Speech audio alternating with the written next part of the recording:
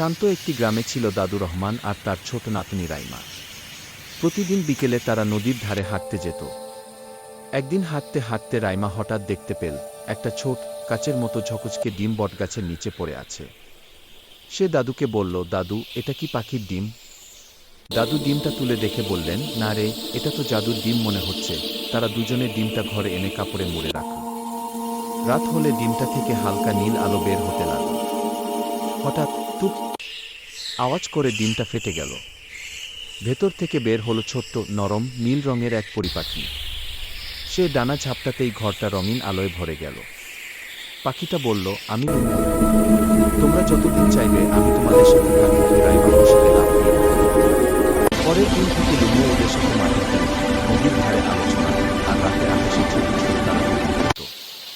গ্রামের সবাই বলতো, রাইমা আর দাদুর ঘরে যেন সবসময় উৎসব লেগে থাকে।